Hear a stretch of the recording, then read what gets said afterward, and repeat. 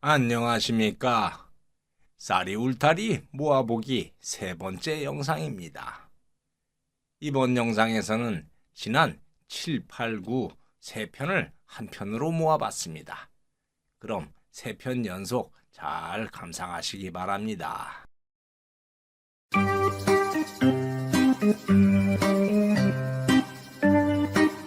쌀이 울타리에 와주셔서 고맙습니다.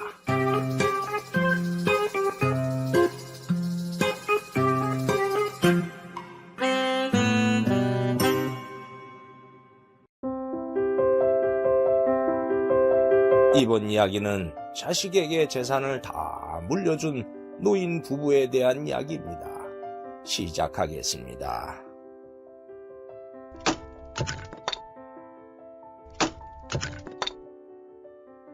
옛날 어느 산골에 가난한 농부 부부가 살았습니다.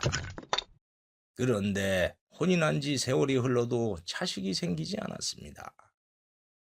아내는 아이가 생기지 않는 원인이 자신 때문인 것 같아서 남편에게 괜히 죄를 지은 것 같았지요. 여보, 제가 못나서 아이가 안 생기는 것 같아요. 미안해요. 그게 무슨 말이오? 생명은 하늘이 점지해 주는 건데 당신 때문이라니. 그런 생각 말구려. 우리에게는 아이가 없는 게 운명인가 보. 그러니 그저 팔자라고 생각하고 아이 생각은 잊어버립시다. 이렇게 둘이 오순도순 사는 것도 좋지 않소. 고마워요, 여보. 그렇게 부부는 자식을 포기하고 살기로 했지요. 어느 날 농부와 아내는 뗄나무를 지고 나무를 캐서 집으로 오고 있었습니다. 헌데 어떤 거지 차림의 노부부가 고을 안악에게 구걸을 하는 것이 보였습니다. 에이, 미안합니다만 사흘을 굶었습니다. 남는 밥이라도 좀 있으면 주십시오. 아유, 영감님. 우리 먹을 것도 없어요. 가세요. 노인 부부는 그렇게 거절당하고 돌아서는 것이었습니다. 아이고, 영감. 벌써 세 번째 문전박대를 당했으니. 에휴, 이 고을에서는 아무것도 얻어먹지 못할 것 같아요. 할멈, 이젠 걸을 힘도 없소. 멀리서 그것을 본 농부 부부는 안타까운 마음이 들었지요. 여보, 저 어르신들이 며칠을 굶었대요. 얼마나 배가 고플까? 우리도 부족하지만 저 어르신들에게 보리밥이라도 좀 드릴까요? 나도 일찍 부모님을 잃고 자라서 저 두 분이 마치 부모님 같은 생각이 들었어. 그렇게 합시다. 그래서 농부 부부는 두 어르신에게 다가갔습니다. 저 어르신, 괜찮으시다면 저희 집에 있는 보리밥이라도 드릴 테니 저희 집으로 가시면 어떨지요? 어휴, 그게 정말이요? 아이고, 이렇게 고마울 수가. 그렇게 해서 두 노인은 농부의 집으로 갔습니다. 두 노인은 농부의 아내가 차려준 밥을 맛있게 먹었습니다. 잘 먹었다. 며칠 만에 먹어보는 밥이라 아주 꿀맛이었어. 나도 맛있어서 입으로 들어가는지 어디로 들어가는지 모르게 먹었어요. 저희도 가난한 살림이라 된장국밖에 못 드렸는데 맛있게 드셨다니 다행입니다. 거지가 된 후에 이렇게 배부르게 먹어본 건 처음이요. 어르신, 어쩌다가 국어를 하게 되었는지요? 노부부는 농부의 말에 회한이 서리는 듯 잠시 침묵하더니 입을 여는 것이었습니다. 우리는 원래 부자였다오. 헌데 혼례를 올리고 몇 년 동안 아이가 생기지 않는 것이었소. 그래서 온갖 정성을 들이니 드디어 두 아들이 태어났다오. 그렇게 귀하게 생긴 자식이라 오냐 오냐 하면서 키웠더니 둘 다 버릇없이 자랐지요. 어쨌든 두 아들이 나이가 들어서 혼인을 시켜주었어요. 그러면서 각자 살 집도 사주고 남은 재산도 다 털어서 두 아들에게 물려주었지요. 그리고 우리는 큰아들 집에서 함께 살았습니다. 헌데 큰아들이 얼마나 구박을 하고 못 뛰게 구는지 도저히 그 집에서 살 수가 없어가지고 큰아들 집을 나와가지고 작은아들 집으로 갔죠. 그런데 작은아들마저 박대를 해가지고 이렇게 거지가 되어 떠들고 있는 거라오. 그 이야기를 들은 농부 부부는 두 노인의 처지가 불쌍해서 마음이 아파왔습니다. 그래서 부부는 뒷마당으로 가서 이야기를 했습니다. 여보, 저 두 분이 떠나면 굶다가 오래 살지 못할 것 같아요. 아마도 그럴 거요. 여보, 우리에겐 자식도 없어서 적적하니 저 두 분을 부모님으로 모시고 살면 어떻겠소? 저도 그런 생각을 했어요. 잠시나마 친정부모님 생각이 많이 났어요. 함께 살아요.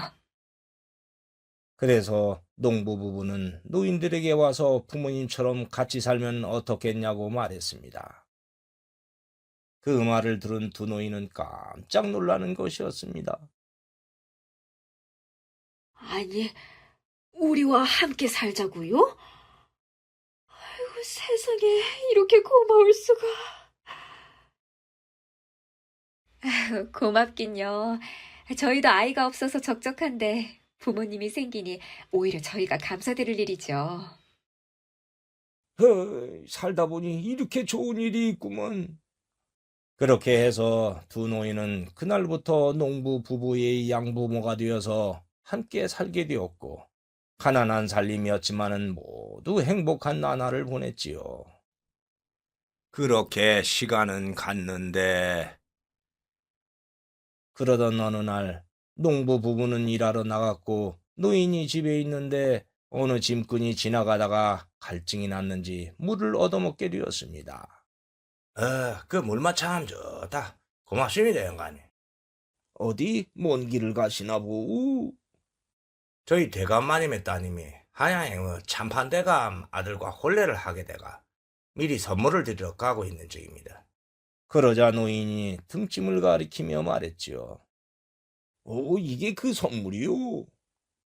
만지지 마소. 여기 아주 귀한 황금 거북이가 들어있습니다. 그래요?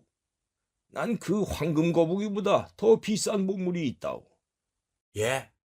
이렇게 초라한 집에 사시는데 그래 비싼 보물을 갖고 있다고 해. 아무렴 그래서 아주 소중한 곳에 보관하고 있지. 그리고 짐꾼이 떠난 후 두 노인은 웃으며 대화를 나누었지요. 아니, 영감, 우리에게 그리 비싼 게 어디 있다고 그러시오? 우리를 거두어준 이 부부가 우리에겐 최고로 비싼 보물 아니오. 아, 맞아요. 듣고 보니 그러네요. 그 비싼 걸 함부로 할 순 없지. 그래서 아주 소중한 이 가슴에 보관하고 있지.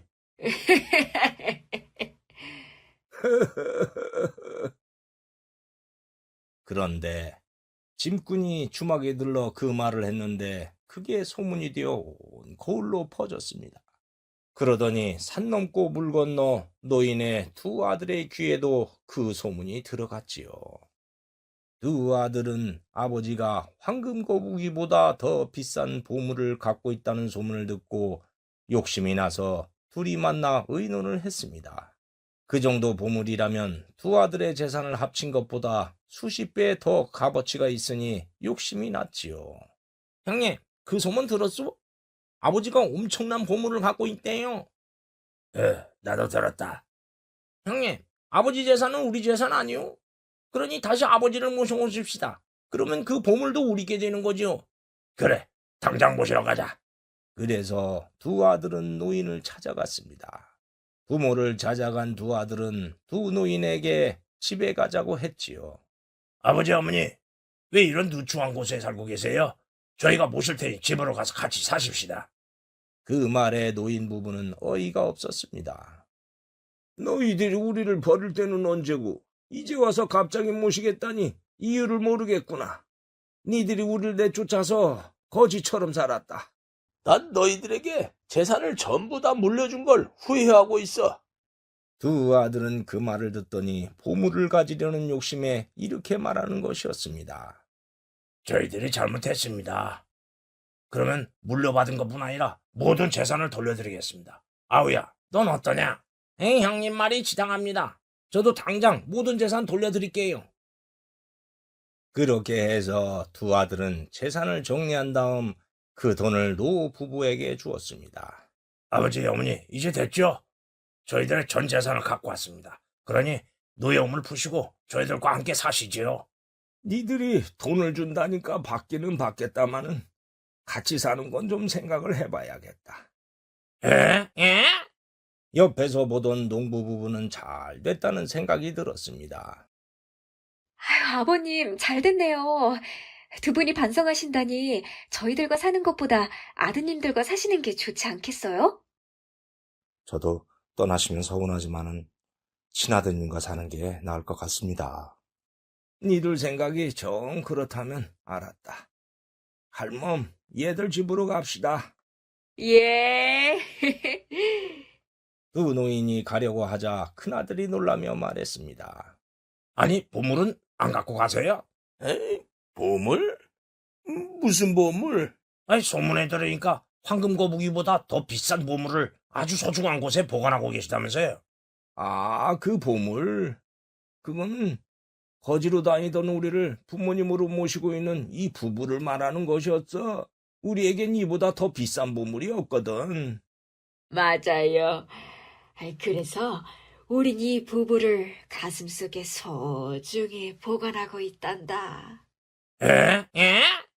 그 말을 들은 형제는 기절할 듯이 놀랐습니다. 그리고 속았다면서 도로 들인 돈을 달라고 소리를 쳤습니다. 아버지, 저희를 속였으니까 이 돈들은 다시 가져가겠습니다. 네? 아니, 다시 갖고 가겠다고? 아니, 줄 때는 언제고 다시 가져가겠다는 게야?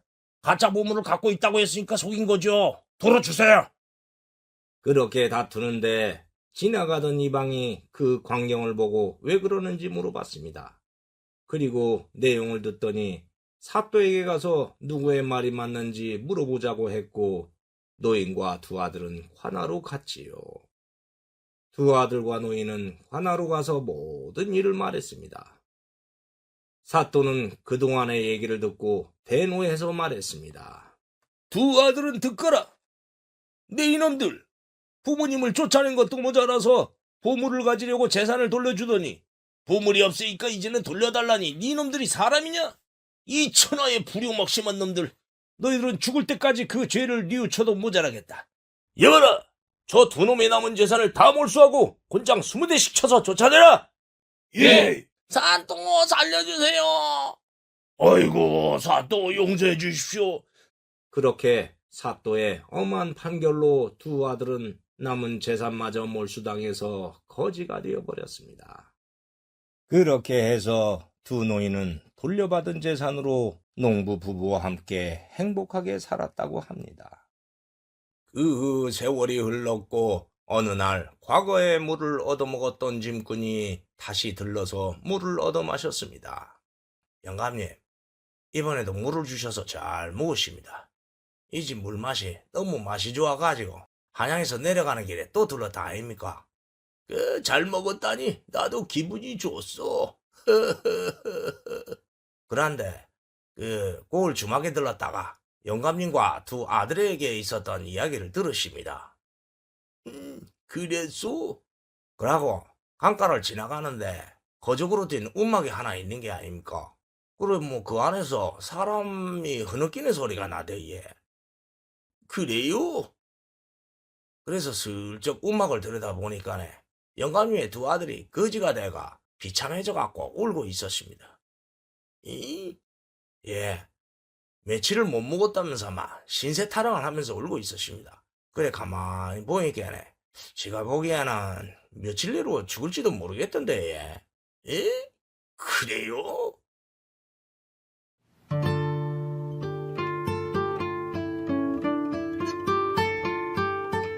짐꾼으로부터 두 아들에 대해서 말을 들은 노인은 뒷마당으로 가서 이런저런 생각을 했습니다.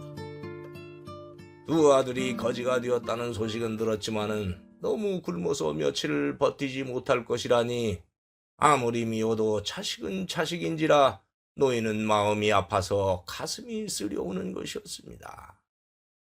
그걸 본 농부가 다가와 노인에게 말했지요. 아버님, 두 아들 때문에 마음이 안 좋으시죠? 아니다. 아버님 마음 제가 다 압니다. 솔직하게 말씀해 주세요. 모두 내가 오냐 오냐 하면서 키워서 그렇게 된 게 자식은 엄하게 키워야 사람이 된다는 말이 틀린 말이 아니더구나. 다 내가 잘못해서 일어난 일이지. 어쨌든 비록 미웠던 자식들이었지만은 저렇게 거지로 산다니까 마음이 안 좋구나. 10손가락 깨물어서 아프지 않은 손가락이 어디 있겠냐. 아무리 미워도 자식은 자식이지. 이해합니다. 그러면 아버님이 받은 재산의 일부를 아드님들에게 줘서 초가집에서라도 살게 하는 건 어떻습니까? 정말 그래도 되겠느냐? 아이, 그럼요. 어차피 그 재산은 아버님 것이지 제 것이 아니잖아요. 아니다. 이 재산은 아들인 네 건데 이해해줘서 고맙다. 그리고 며칠이 지났습니다. 노인은 두 아들에게 줄 돈을 준비해서 짐꾼에게 주며 부탁을 했습니다. 이보시오. 예, 영감님. 내 부탁 좀 들어주려. 뭔데? 아까 아들들이 굶고 있다는 말을 듣고 마음이 참 안 좋았소. 그래서 하는 말인데 두 아들놈들이 초가집하고 작은 밭대기라도 장만할 돈을 줄 테니 전해주시려우. 심부름값은 주겠소. 그래, 지가 생각해봐도 잘 생각했습니다. 아무리 미운 자식이라도 부모 마음은 다 안 갖겠습니까? 알겠습니다만 전해주지. 예. 어이구, 고맙소. 지도 자식이 있는데 이해 못하겠습니까? 심부름값은 됐습니다. 그럼 전해주러 갈게. 예. 그렇게 해서 아버지는 짐꾼에게 돈을 주었고 짐꾼은 그 돈을 들고 가서 두 아들들에게 던져주었습니다. 이거 받아서. 아니, 이건 돈 아니요? 이걸 왜 우리한테 주는 거요? 당신들 아버지가 보낸 겁니다. 당신들이 굶고 있다는 말을 듣더니 그래도 자식이라 하면서 이 돈을 전해주라고 해서 갖고 왔습니다. 그럼 난 갑니다. 짐꾼으로부터 아버지의 뜻을 알게 된 아들들은 비로소 반성의 눈물을 흘리며 통곡을 했습니다.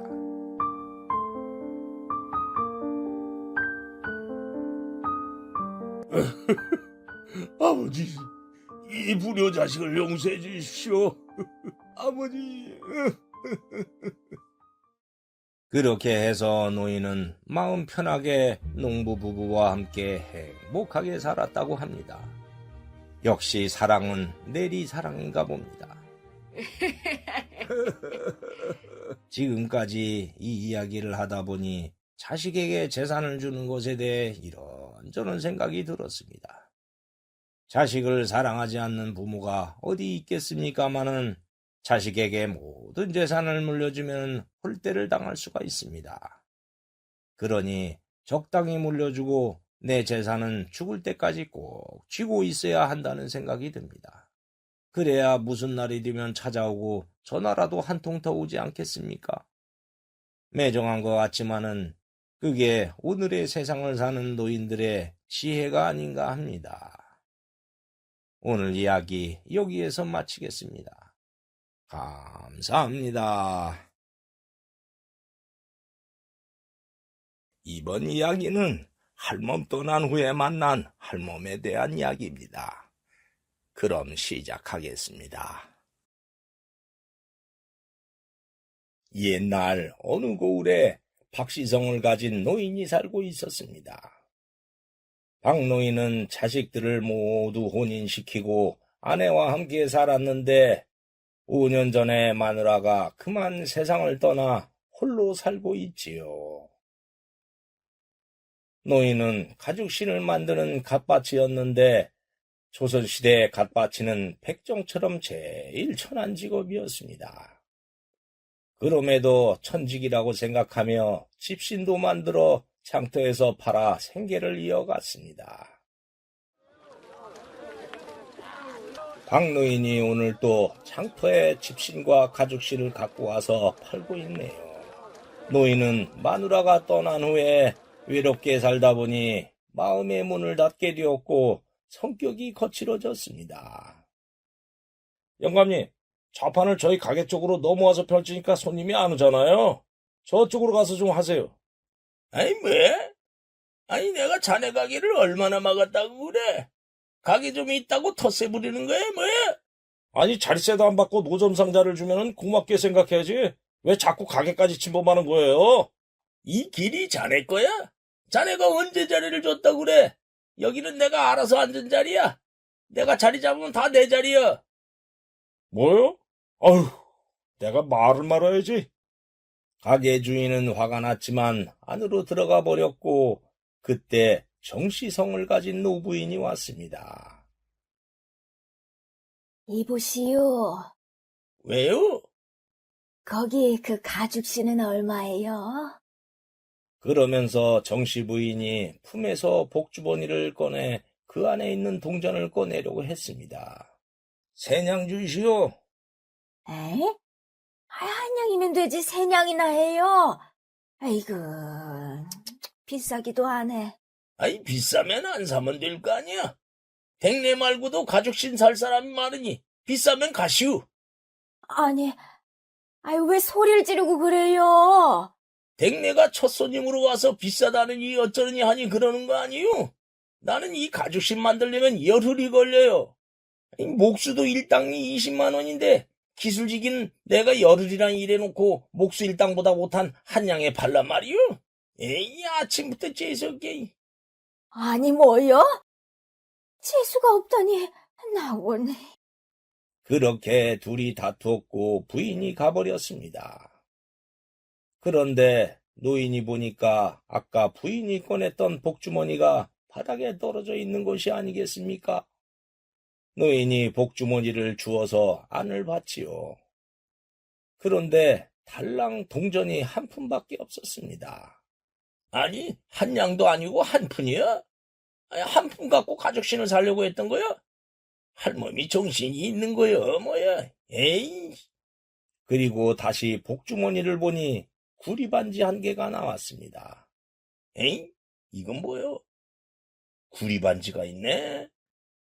구리반지는 비록 비싼 것은 아니었지만은 노인은 그 반지를 보는 순간 마누라와 혼인할 때가 생각났습니다. 그때 금반지를 해주고 싶었지만은 가난한 살림이라 구리반지를 해줄 수밖에 없었던 아픈 추억이 떠올랐지요. 그래서 노인은 조금 전에 떠난 부인의 구리반지에 어떤 사연이 있는 것이라고 생각되어서 복주머니를 돌려주려고 사방을 두리번거렸지만 부인이 보이지 않았습니다. 에이? 벌써 어디로 간 게야? 이거 소중한 추억이 있는 것 같은데 이거 어떡하지? 에이 그놈의 할망구 아침부터 속썩이네. 노인은 부인을 찾아서 장터를 돌아다녔지만 찾지 못해서 지나가던 안악에게 물었습니다. 실례하오. 혹시 이쪽에서 나이 든 할머니 보지 못했소? 아니요, 왜 그러시는데요? 그 할머니가 이 주머니를 떨어뜨리고 가서 그래요. 어? 그 복주머니는 우리 고을에 사는 정씨 할머니 것 같은데요?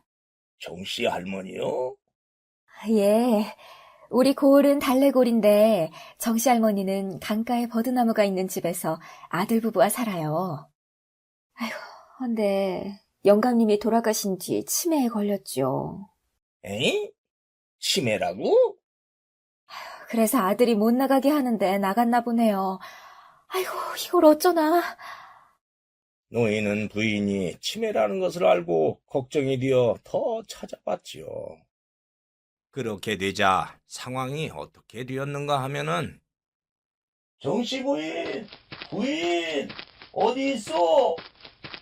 노인이 장터 골목을 가며 부인을 찾는데 멀리서 부인이 어느 집 굴뚝을 껴안고 몸을 떨고 있는 게 아닙니까? 에잉? 저기 있구만. 부인! 노인이 부인을 보고 다가가는데 부인은 그 사이에 치매 상태가 되어서 노인을 돌아가신 영감으로 생각하는 것이었습니다. 예? 영감! 아이고, 영감! 내가 얼마나 찾았는데 이제 왔어. 그 말에 노인은 당황했습니다. 아니 부인, 난 부인의 영감이 아니오. 난 갓밭이라고. 영감, 난 영감에게 서운한 게 있었다오. 노인은 부인이 치매 상태라는 것을 알았지만은 부인의 말에 그만 끌려들어가 말을 주고받았습니다. 서운한 거? 그게 뭐예요? 난 생일날 꽃인 한번 신어보는 게 소원이었는데 영감이 안 사준 게 너무 서운했어요. 근데 지금 생각해보니 우리 같은 가난한 살림에 꽃씨는 언감생신이었어요. 내가 괜히 욕심을 냈던 거였지요. 그래서 미안해요. 허허, 부인. 난 영감이 그 추운 날 집신을 신고 다니며 발가락이 동상에 걸렸던 게 마음에 걸렸다오. 그래서 오늘 영감에게 가죽신을 사서 주려고 했는데 터무니없이 비싸서 못 샀어요. 미안해요. 노인은 부인이 왜 가죽신을 사려고 했는지 사연을 듣고 더 가슴이 아파왔습니다. 부인! 영감이 꽃신 대신 사준 것은 싸구려 구리반지였지요. 에휴, 지금 생각해보면 구리반지도 얼마나 고마운지. 그래서 평생 소중하게 간직하고 있어요.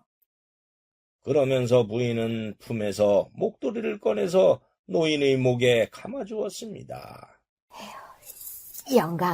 영감에게 줄 가죽신은 비싸서 못 샀지만 이거 내가 영감 주려고 한 달 동안 만든 목도리라오.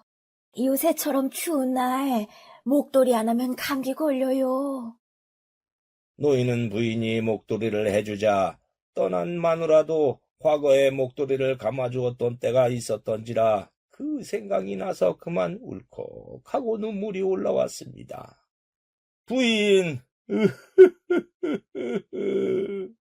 아니, 영감, 왜 그러시오? 아니요, 부인. 고맙소. 어서 집으로 갑시다.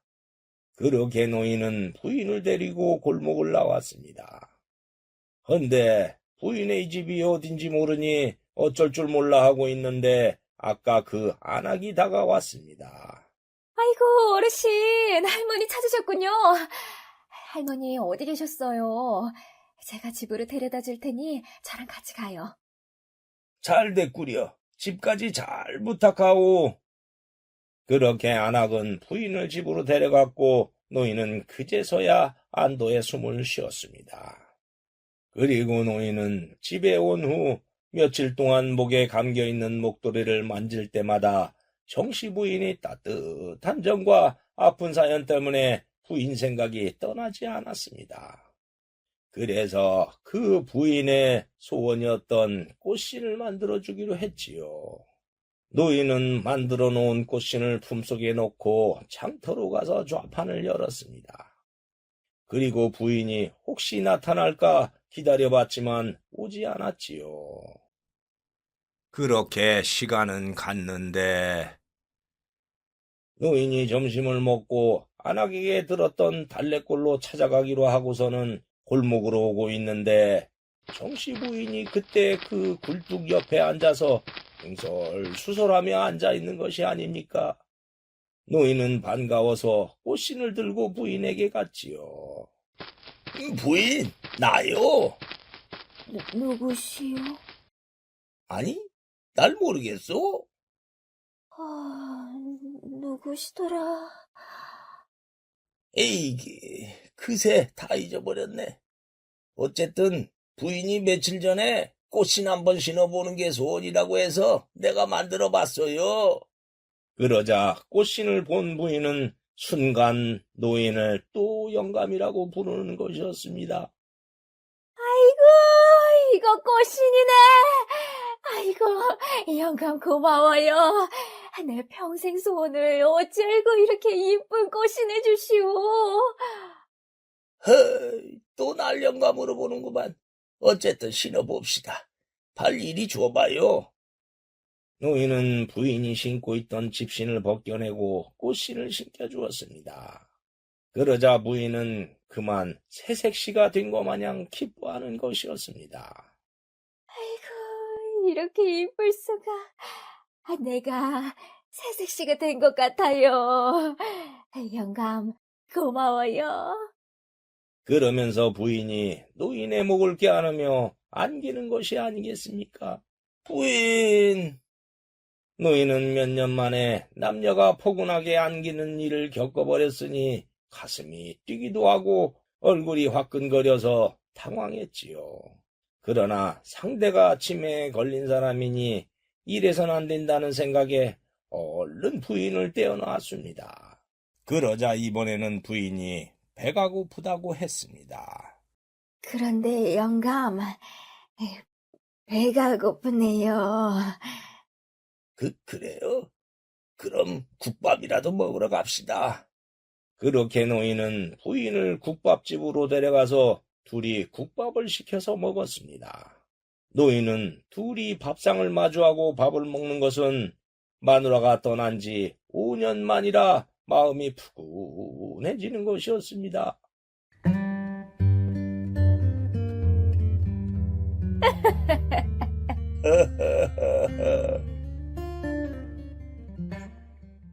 어쨌든 두 사람은 국밥을 맛있게 먹었고 노인은 부인의 손을 잡고 달래골에 버드나무가 있는 집을 찾아가서 며느리에게 데려다주고 돌아왔습니다. 그렇게 집으로 온 노인은 부인이 더 생각났습니다. 비록 치매 증세로 자기를 영감이라고 부르기는 했지만은 노인은 마누라에게 영감 소리를 들은 것이 5년 만이라 그동안의 적적함이 물 씻겨가는 듯했고 사람 사는 정을 느껴서 그랬지요. 그래서 장터에서 장사를 하면서도 자꾸 그 부인이 오던 쪽을 보는 것이었습니다.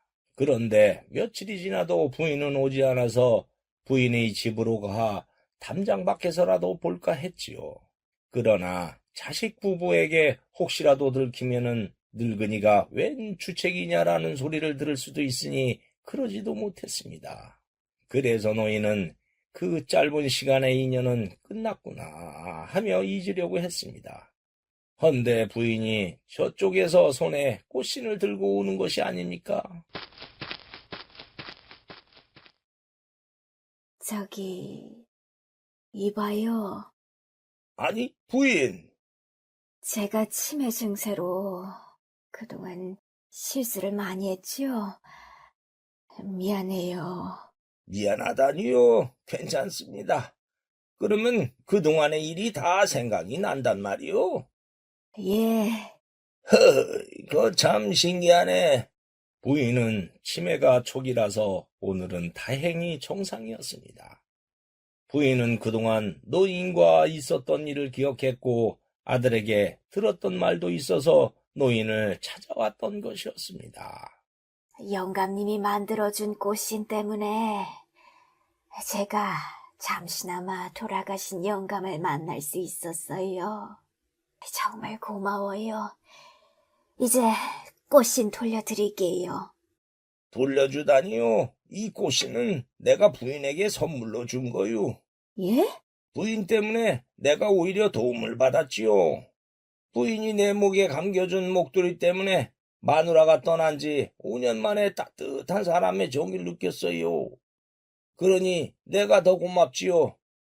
그래서 그 답례로 꽃신을 준 거였어요. 그러니 나는 받을 수 없어요. 갖고 가서 잘 신으세요. 부인은 남편에게 꽃신을 받는 것이 소원이었는데 그 소원을 노인이 대신 선물로 주었으니 부인 또한 푸근한 정이 몰려오는 것이었습니다. 그랬군요. 저는 저 세상으로 간 영감에게 목도리를 해준다고 했을 뿐인데, 영감님이 행복했다니. 꽃인 고마워요. 그러면 제가 얻어먹은 국밥이라도 사드릴 테니 함께 가시지요. 고맙긴 한데 내일이 마누라 기일이요. 가난한 호래비 살림에 제사를 지낼 형편은 안 되고 그래서 과일 2개 사서 내일 산소에 가려고 하니 일찍 들어가 봐야 해요.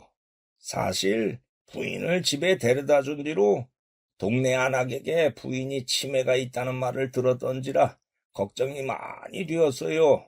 그래서 혹시 별일 없나 하고 그동안 부인을 기다렸지요. 헌데 오늘 이렇게 멀쩡하게 와주니 이제 걱정 안 해도 될 것 같네요. 이렇게 부인을 다시 보게 된 것만으로도 좋습니다. 그러면서 노인은 좌판을 걷어서 가는 것이었습니다. 그 모습을 본 부인은 내일 과일 2개로 산소로 가는 노인의 쓸쓸함이 눈에 보이는 듯해서 안쓰러운 마음이 들었지요. 다음 날 노인이 과일을 들고 마누라의 산소에 가려고 하는데 부인이 손에 보퉁이를 들고 오는 것이 아니겠습니까? 아니, 여기로 어떻게? 장터의 상점 주인에게 영감님 집을 물어서 왔어요. 아무리 없는 살림이지만 제사 음식인데 과일로 되겠어요? 그래서 제가 음식을 장만해 봤어요. 그 말에 노인은 부인이 따뜻한 마음에 또 감동했지요. 이렇게 고마울 수가 정말 고맙소. 그래서 2 사람은 노인의 마누라가 묻힌 산소로 갔습니다. 2 노인은 산소 앞에 돗자리를 깔고 부인이 해온 음식을 잘 차려놓았습니다. 그리고 노인은 마누라의 산소에 있는 차풀을 뜯어주며 말했습니다. 임자, 나왔소. 임자가 떠난 지 벌써 5년이 갔구려. 에휴, 나도 어서 임자 따라가야 하는데 목숨이 왜 이리 질긴지 모르겠소. 부인은 노인의 한탄을 뒤에서 들으며 자신도 배우자를 잃은 입장이라 가슴이 짠해져 왔습니다. 노인이 산소에 풀을 정리하고 나서 2 사람은 가져온 막걸리 몇 잔과 음식을 나누어 먹었습니다. 그러다가 노인이 갑자기 조용해지는 것이 아니겠습니까? 부인이 왜 그러냐고 묻자 노인이 말했습니다.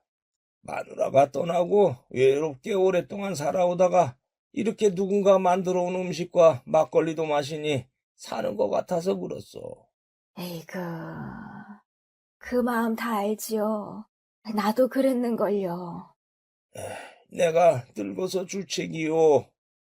그러면서 노인은 눈물이 흘러나오는 것 같았습니다. 그래서 눈물을 보이지 않으려고 이렇게 말했지요.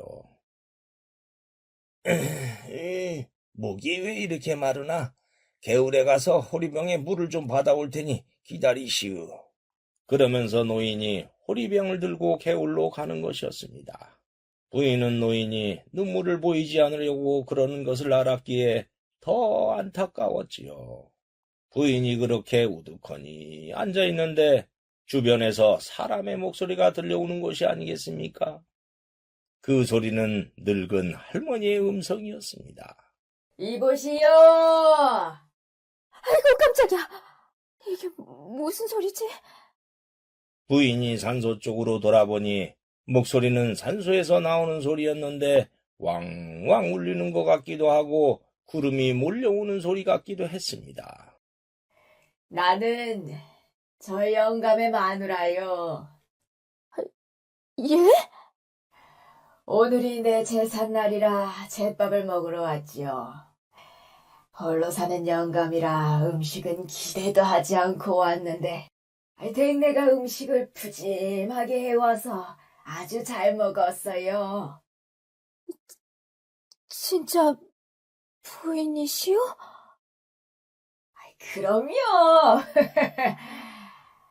저기 내 부탁 하나 들어주시려고? 무슨 부탁이요?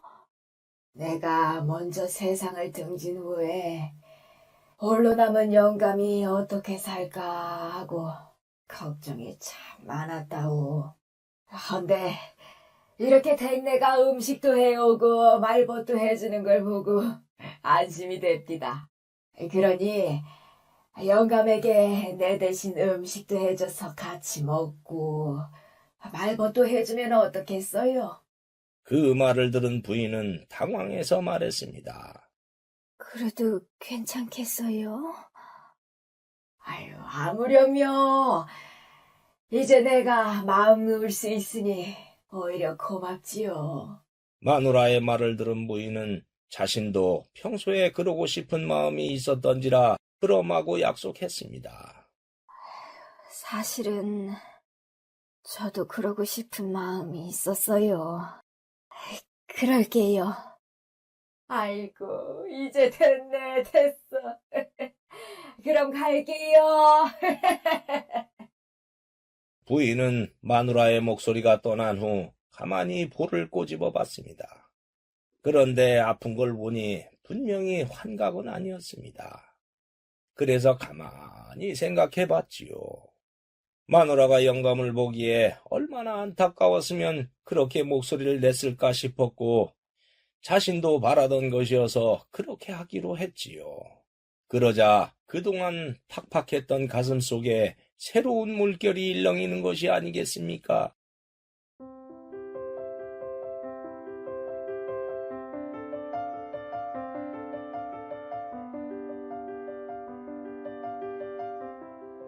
그 후 부인은 시간이 될 때마다 음식을 해서 집과 장터에 자주 왔고 둘이 음식을 먹으며 오순도순 보내곤 했습니다.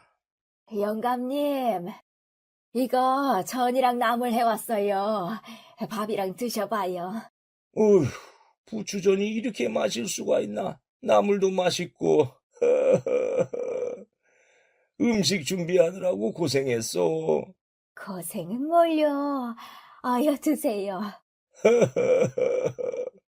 둘이 그렇게 함께 있다가 파장을 할 때가 되자 부인이 먼저 집에 갔습니다. 그 모습을 가게 주인이 흐뭇하게 보면서 말했습니다. 어르신, 저 할머니와 함께 있으니까 보기 아주 좋습니다. 그런가? 나도 저 부인이 있어서 사는 맛이 나네. 그런데 요즘은 저희 가게 입구를 막지 않으시는데 무슨 이유가 있나요? 내가 그동안 자네뿐 아니라 다른 사람들하고도 퉁명스럽게 말하고 다투고 그랬지. 왜 그랬는지 가만히 생각해 봤네. 그리고 이유를 알았지. 마누라가 떠난 후에 외롭게 살다 보니 성질이 예민해져서 그렇게 변했던 거요. 근데 저 부인을 만난 이후로 사는 낙이 생기니까 모든 사람이 다정해 보이는 게요. 그러니 자네뿐 아니라 다른 사람들과 다툴 이유도 없어진 게지. 그래서 사람들에게 심통 부린 것을 많이 반성하고 다시는 그러지 않기로 다짐했네. 아하, 그랬군요. 그동안 심통맞게 굴어서 미안하네. 아닙니다. 할머니와 오래오래 행복하세요. 고맙네. 그렇게 노인은 가게 주인뿐 아니라 상인들과도 다정하게 지냈지요. 그러다 보니 온 세상이 따뜻하고 포근하게 느껴져서 모두 그 부인 덕이라는 생각이 들어 더욱더 잘해줘야겠다는 생각이 들었습니다. 그리고 부인은 노인이 집에서 신발을 만들 때면 집으로 찾아와 함께 지내곤 했습니다. 그러다가 가끔은 부인의 치매가 오는 일도 있었지요. 그럴 때면 부인은 노인을 남편으로 착각하는 것이었습니다. 그날도 부인은 멀쩡하다가 부엌에서 나오며 치매 증상이 왔습니다. 아니, 영감. 어디 갔다가 지금 왔어요. 에이? 영감이라고요? 당신이 이렇게 옆에 있을 줄은 꿈에도 몰랐어요. 이제 다시는 떠나지 말아요. 부인은 그러면서 노인의 두 손을 꼭 쥐는 것이었습니다. 노인은 부인의 치매가 다시 온 것을 알고 당황했지만은 생각해보니 비록 치매 상태이긴 했지만은 부인은 남편을 다시 만난 기쁨 속에 있으니 그것도 나쁜 것만은 아니라는 생각이 들었습니다. 거기에다가 남편으로 불러주니 자신이 진짜 남편이 된 듯한 생각이 들어 흐뭇하기까지 했습니다. 그래서 부인을 꼭 안아줬지요. 그래, 마누라. 내가 남편이요, 남편. 다시는 당신 곁을 떠나지 않을 테니 절대 걱정하지 말구려. 아이, 그거 진짜지요? 아이고, 좋아라. 그렇게 두 노인은 행복한 시간을 보내곤 했지요. 그리고 며칠이 지났습니다. 그런데 어쩐 일인지 부인이 며칠 동안 오지 않는 것이었습니다. 노인은 부인이 치매 때문에 혹시나 무슨 사고가 나지 않았을까 하는 걱정으로 일이 손에 잡히지 않는 것이었습니다. 그래서 걱정이 된 노인은 아들 집을 찾아갔지요.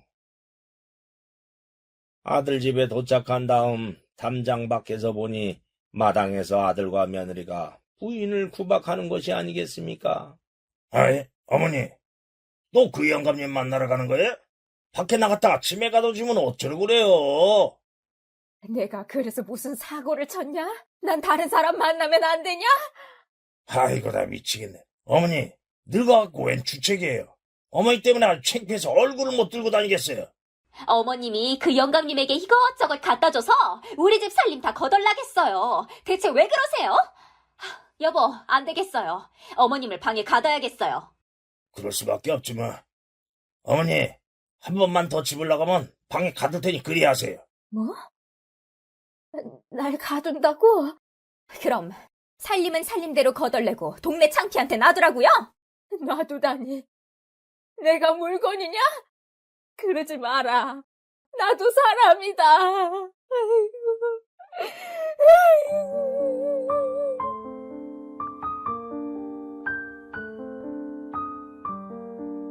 담장 밖에서 그것을 본 노인은 부인이 구박당하는 것을 보고 가슴이 찢어지는 듯 했습니다. 물론 치매가 있으니 밖에 나다니면 사고가 날 수 있어 아들 부부가 걱정하는 건 이해가 되지만은 저렇게 구박하는 거는 너무한다는 생각이 들었습니다. 그래서 그만 화가 불쑥 치밀어 마당으로 들어갔지요. 어이, 이보게. 누구세요? 아이고, 영감님. 여기로 어떻게 왔소? 난 자네 어머니와 친한 사람이네. 소문에 들었던 그 어르신이세요? 맞네. 내가 담장 밖에서 보다 못해서 들어왔네. 자네 어머니가 아무리 늙고 치매에 걸렸다고 해도 그렇게 구박할 수가 있는가? 어머니가 없이 자네가 어떻게 세상에 나왔는가? 이 천하의 근본도 모르는 사람 같으니라고. 영감님과 어머니 때문에 제가 동네 창피해서 살 수가 없어요. 자네는 어머니보다 창피한 게 더 중요해? 아들이 맞아? 그러세요? 어르신이 그렇게 어머니를 귀하게 생각하면 아예 데리고 가서 사세요. 그러면 될 거 아닙니까? 맞아요. 데리고 살라고? 그 말 진짜지? 좋아. 내가 데리고 가서 함께 살 테니 자네들은 앞으로 절대 딴소리 하지 말게. 그리고 간섭도 하지 마. 내가 마음 잡고 사니까 그냥 넘어갔지. 그렇지 않았다면 자네들은 오늘 끝났어. 나 원 승질 참고 살려니까 정말. 에이씨. 부인 갑시다. 나랑 같이 가서 삽시다. 예? 그래도 괜찮아요? 여기서 자식에게 구박당한 거 사느니 나와 함께 가서 사는 게 훨씬 낫지. 갑시다. 예.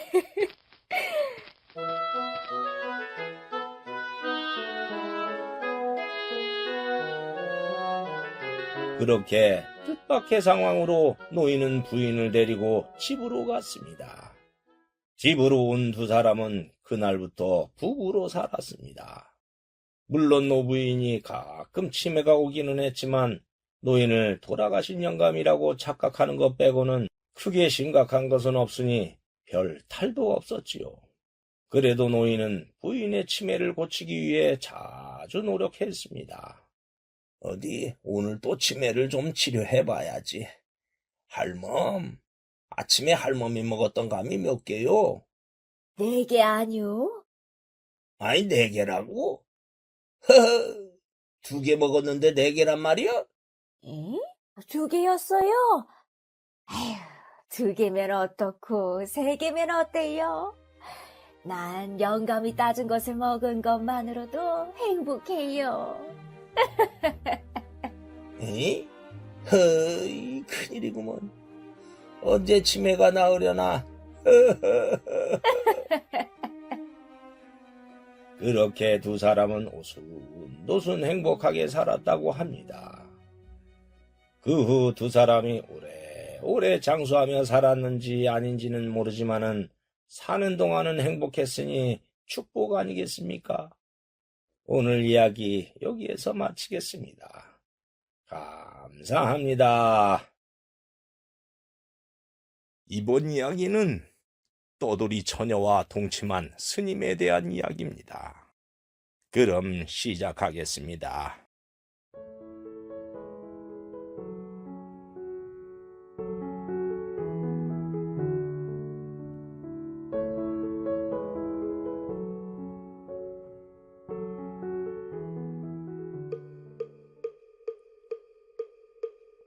지금으로부터 멀지 않은 조선시대 말기였습니다. 충청남도 서산에 있는 어느 암자에 늙은 노스님이 홀로 살고 있었는데 젊은 스님이 새로 와서 노스님을 모시는 상좌 스님으로 함께 살았습니다. 어느 날 노스님이 상좌 스님에게 이렇게 말을 하는 것이었습니다. 내가 한양에 볼 일이 있어서 좀 다녀와야겠다. 예? 큰스님, 갑자기 무슨 일로 한양에 가시는지요? 지금 일본이 강제로 1차 한일 협약을 맺어서 나라가 위태로운 지경이다. 그래서 종단에서 회의를 하는데 내가 꼭 참석해야 한다는구나. 그렇습니까? 그리고 갔다 오는 동안 어떤 스님 한 분이 여기에 들러서 한동안 머물다 갈 게다. 예. 불심이 깊은 스님이야. 그러니 그 스님이 불편하지 않게 잘 모셔야 한다. 알겠느냐? 예, 스님. 그럼 다녀오마. 예, 잘 다녀오십시오. 그리고 며칠 후 주지 스님이 말했던 그 스님이 암자로 왔습니다. 스님이 오자 상좌 스님은 합장하며 인사를 드렸습니다. 스님 안녕하십니까? 주지 스님께 말씀 들었습니다. 어서 오십시오. 내가 머물 방이 있느냐? 요사체에 스님이 머무실 방이 있습니다. 제가 안내하겠으니 따라오십시오. 알겠다. 그렇게 해서 스님은 그날부터 요사체의 방에서 기거하게 되었지요. 그런데 스님이 방으로 들어가자마자 상좌 스님에게 이렇게 말을 하는 것이 아니겠습니까? 상좌는 저작거리로 가서 술과 담배를 좀 사오거라. 예? 상좌 스님은 술과 담배를 사오라는 말에 깜짝 놀랐습니다. 중이 멀리해야 하는 것이 여자와 술과 담배인데 그걸 사오라니 놀라는 것이 당연했지요. 스님, 술과 담배라고 하셨습니까? 맞다. 뭐가 잘못됐냐? 스님이 술과 담배를 하시는 건 계율에 어긋나는 거 아닙니까? 허이, 이놈 보게. 주지 스님이 날 잘 모시라고 하지 않더냐? 그러긴 했습니다. 하면 그대로 하면 될 거 아니냐? 알겠습니다. 그럼 다녀오겠습니다.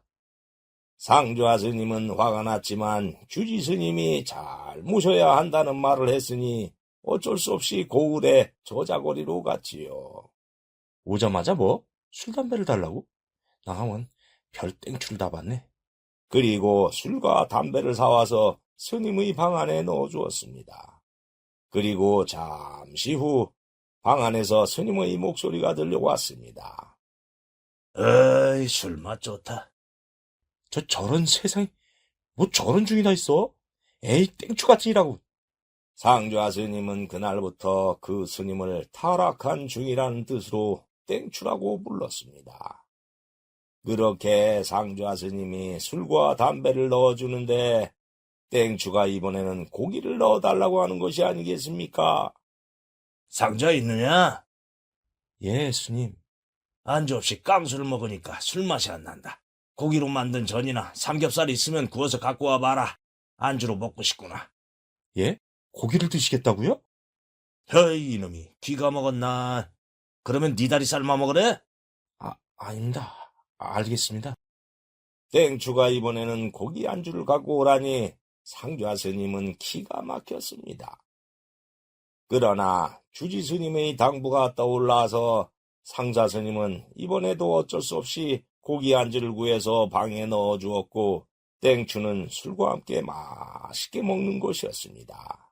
그렇게 며칠이 지났습니다. 땡추는 방 안에서 그렇게 술을 마시다가도 가끔 외출을 했습니다. 그런데 어느 날 웬일인지 그날부터는 아예 방 안에 틀어박혀서 나오지도 않고 상좌에게 더 독한 술을 가져오라고 했습니다. 이놈아, 이게 술이냐 물이냐? 에이, 싱거워서 못 먹겠다. 술 중에서도 아주 독한 40도 이상 되는 것으로 갖고 와라. 그리고 몸부신 좀 해야겠다. 살이 통통하게 찐 닭에다가 온갖 보약을 넣은 다음에 백숙을 해서 가져와라. 예? 이번엔 백숙을요? 그 말에 상좌는 기가 찼지만은 이번에도 시키는 대로 했지요. 그렇게 매일 상좌는 독한 술과 고기를 방 안에 넣어주었고 땡추는 두문불출하며 방 안에서 술과 고기를 먹고 담배를 피우는 것이었습니다. 그렇게 시간은 갔는데 그렇게 되자 팔이 없는 말이 천리를 간다는 말이 있듯이 인근 고을에는 암자에 술 담배를 하는 땡추가 와서 불심을 흐트러 놓는다는 소문이 짜하게 났지요. 그러던 어느 날 나이가 든 여신도 안악이 암자에 불공을 들이러 왔다가 우연히 땡추가 있는 요사체 앞을 지나가게 되었습니다. 그러자 안악은 땡추가 있는 방의 열려진 문틈으로 안을 들여다보게 되었습니다. 헌데 방 안에 웬 처녀의 남루한 옷이 보이고 땡추가 그 처녀의 머리를 발베개 해주면서 두 사람이 누워있는 것이 아닙니까? 안악은 그것을 보고 깜짝 놀랐습니다. 아이고머니 세상에! 저럴 수가...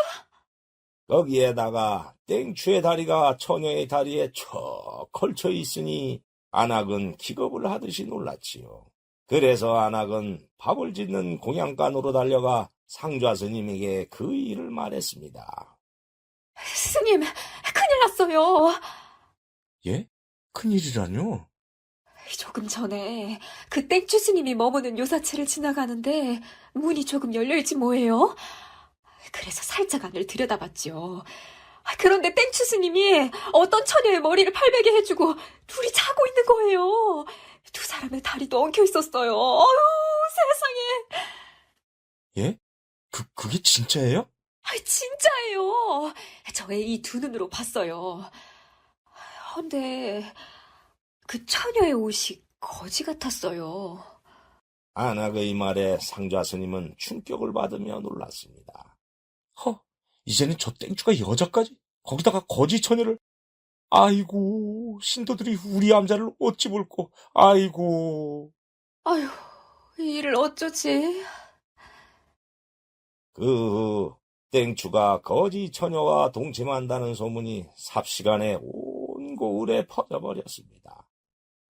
그렇게 시간은 갔는데 상좌 스님은 땡추가 언제 처녀를 방 안으로 끌어들였는지는 모르지만은 처녀와 동침까지 하고 있자 분노가 머리 끝까지 올라왔지요. 어디 주지스님이 오기만 해봐라. 당장 내쫓으라고 할 테니까. 그리고 그렇게 날짜가 한참 지났습니다. 그날도 상자는 땡추가 갖고 오라는 독한 술과 백숙을 방에 넣어준 후에 몰래 문틈을 살짝 열고 안을 들여다봤습니다. 헌데 이게 웬일일까요? 방 안에서 땡추가 헝겊에 소주를 묻혀서 거지 처녀의 얼굴을 닦아주고 있는 게 아닙니까? 거기다가 처녀는 한센병에 걸려 얼굴이 짓물러서 흉측하게 일그러져 있었고 손가락도 떨어져 나가 있었습니다. 상좌 스님은 그 광경을 보고 깜짝 놀랐습니다. 저 처녀는 문둥이잖아? 상좌 스님이 놀랐는데 땡추가 이번에는 닭다리를 뜯어서 처녀 입에 넣어주는 것이었습니다. 독한 소주로 소독을 했으니 좋아질 게다. 그리고 네 병은 잘 먹어야 낫는다. 몸에 영양분이 넉넉해야 몸도 낫는겨. 어서 이 닭다리를 뜯어라. 스님, 고맙습니다. 그리고 땡추는 닭백숙을 먹는 처녀에게 반주를 권하고 처녀가 마신 술잔으로 자기도 한 잔 마시는 것이 아닙니까? 술잔이 하나밖에 없으니 나도 네가 마신 술잔으로 한 잔 해야겠구나. 그 술맛 좋다. 그 광경을 본 상자 스님은 깜짝 놀랐습니다. 아니, 문둥이가 마신 술잔으로 자기도 마시다니? 처녀는 술잔을 주고받는 땡추에게 물었습니다. 스님, 저는 문둥이인데 이렇게 해도 괜찮으세요? 돼지의 눈에는 돼지가 보이고 부처의 눈에는 부처가 보인단다. 내 눈에는 네가 부처님으로 보이는구나. 부처님이 마신 술잔을 내가 마시는데 그거야말로 영광스러운 일 아니냐? 스님, 감사합니다. 그리고 시간이 흘러 처녀가 적당히 취하자 꾸벅꾸벅 조는 것이었습니다. 스님, 졸려요. 그래, 내가 발베개를 해줄 테니 나를 오라버니나 아버지라고 생각하고 편안히 자거라. 그저 병은 편안히 푹 쉬어야 낫는다. 어서 자거라. 예, 스님. 고맙습니다. 그러더니 땡추는 누워서 처녀에게 발베개를 해주었고 처녀는 마치 고향집 아버지의 품에 안긴 듯한 행복한 표정으로 잠이 들었고 땡추도 코를 골며 자는 것이었습니다. 그 광경을 보던 상자 스님은 그제서야 방 한쪽에 거지 처녀의 집신이 한 켤레 있는 것이 보였습니다. 처녀의 집신이 문 밖에 있으면 소문이 날 것이고 그러면 처녀는 또 쫓겨날 것이 분명하니 처녀의 집신을 방 안에 숨겨놓았던 것입니다. 방 안의 모든 것을 본 상자는 충격을 받으며 놀랐습니다. 땡추가 그동안 달라고 했던 독한 술은 한센병에 걸린 처녀를 소독해 주려고 했던 것이고 백숙은 처녀를 몸보신 시켜주려고 했다는 것을 알았지요. 안악이 봤던 장면은 땡추가 처녀와 그렇고 그런 관계를 하던 것이 아니라 아버지처럼 편하게 자라고 팔베개를 해줬을 뿐인데 안악의 말을 듣고 이상한 상상과 오해를 했던 상자 스님은 자신의 선입견에 또 한 번 땡추에게 미안했습니다. 더구나 한센병은 가까이 하면 전염이 될 수도 있기 때문에 누구도 가까이 하지 않는 병인데 땡추는 처녀가 마신 술잔을 자기 입에 대고 마시며 함께 먹고 자고 했으니 상자 스님은 그 희생에 감동을 받으며 그동안 오해를 했던 것이 죄송스러워 고개가 숙여졌습니다. 상자 스님은 마치 살아있는 보살을 보는 듯 했지요. 스님, 저는 그것도 모르고 그만 스님을 오해했습니다. 스님, 죄송합니다. 그래서 상자 스님은 그날부터 몸에 원기를 복돋아주는 약재를 구해서 각종 몸보신할 것들과 함께 찌거나 삶아서 방에 넣어주었습니다. 물론 소독을 잘하라고 더 독한 술도 함께 넣어주었지요. 그렇게 날짜가 한참 지난 후에 땡추는 상자에게 넉넉하게 여비를 달라고 했습니다. 그래서 상자가 드렸는데 그날 처녀는 어디론가 떠났는지 보이지 않았습니다. 상자는 보나마나 땡추가 그 여비를 처녀에게 줘서 보냈을 거라는 생각이 들어 땡추의 자비심의 마음이 흐뭇해져 왔습니다. 어느 날 상좌 스님은 장터로 물건을 사러 고을 앞을 지나가게 되었는데 우물가에서 안악들이 처녀에 대해서 하는 말을 듣게 되었습니다. 뭐? 한 달 전에 땡추가 그 처녀를 데리고 가는 걸 봤었다고? 그렇다니까. 한 달 전에 그 처녀가 거지골로 이 동네에 흘러들어왔는데 아이들이 욕을 하면서 돌을 막 던지더라고. 눈은 쏟아지는데 아이들에게 돌까지 맞으니 나도 그걸 보면서 저러다 저 처녀가 맞아 죽거나 얼어 죽겠다 싶었는데 그때 그 땡추가 지나가다가 그 처녀를 데리고 어디론가 가더라니까. 그래? 아이고, 난 그것도 모르고 땡추 스님의 방 안에 처녀가 있길래 오해를 했지. 아휴, 이걸 어쩌나. 아이고, 스님 용서하세요. 상좌 스님은 두 관왕이 하는 말을 듣고 땡추가 어떤 일로 거지 처녀를 남자로 데려왔는지 알았지요. 상황을 알게 된 상자 스님은 땡추에게 또 감동하며 암자로 왔는데 땡추가 떠날 채비를 하는 것이 아니겠습니까? 스님, 어디 가시게요? 이 암자에서 실컷 쉬었으니 이제 떠나야지. 예? 떠나신다고요? 중은 한 곳에 오래 머물면은 적이 생기고 집착이 생겨서 안 된다. 이번엔 남쪽으로 떠나볼까? 상좌 스님은 땡추가 떠난다고 하니까 그동안에 오해를 했던 것이 죄송해서 이렇게 말을 했지요.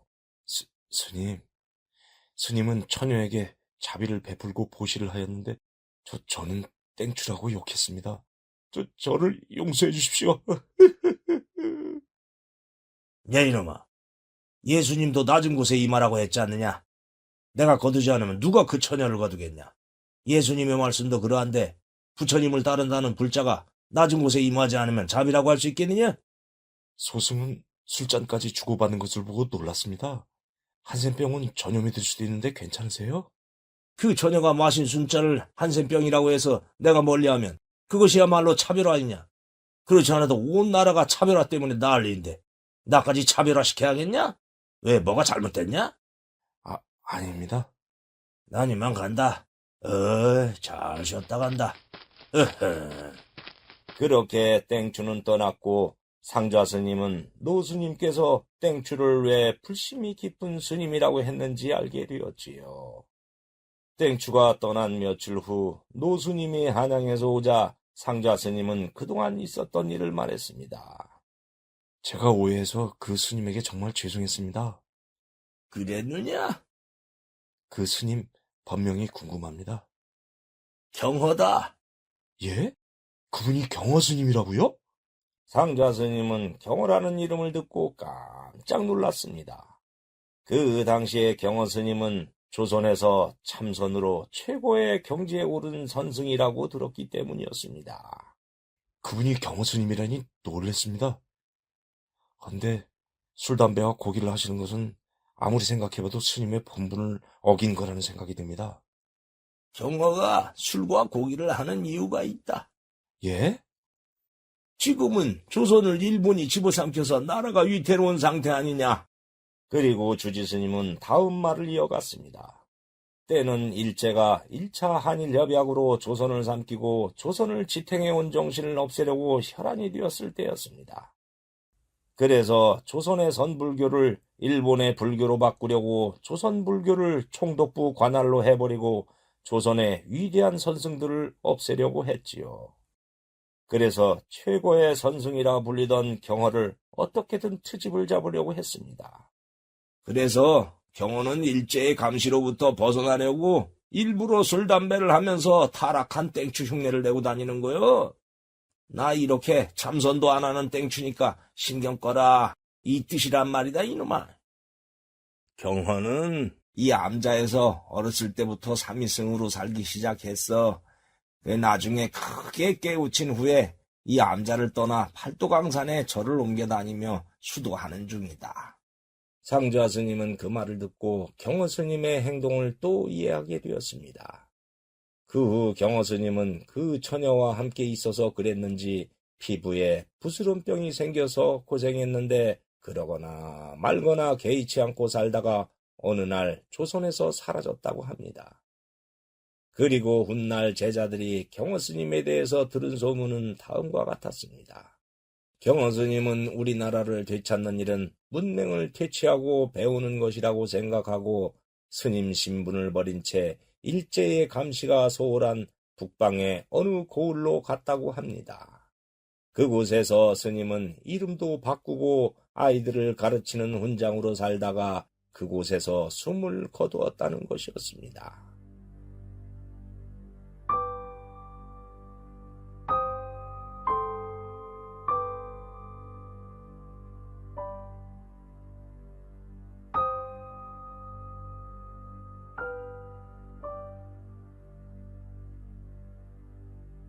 고을 사람들은 어느 언덕에 스님을 묻었는데 연고도 없어서 봐주는 사람이 없으니 세월이 흘러 그만 잡초만 무성한 산소가 되었다고 합니다.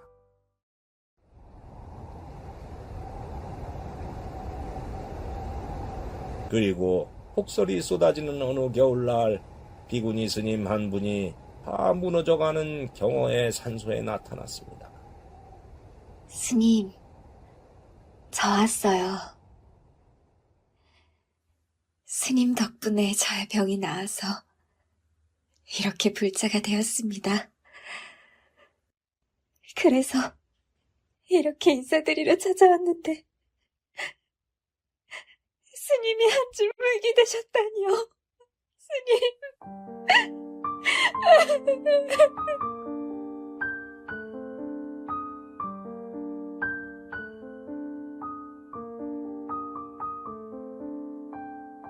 부디 금방 왕생하세요, 스님.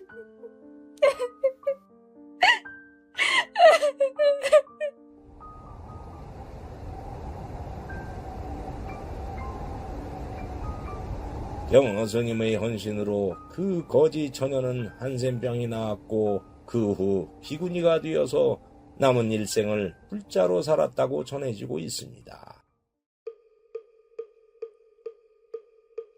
지금도 충청남도 서산시에는 그때 경어 스님이 머물렀던 천장암이 있는데 현재는 천장사로 이름이 바뀌었고 천장사에는 경어 스님의 이야기가 전해지고 있다고 합니다.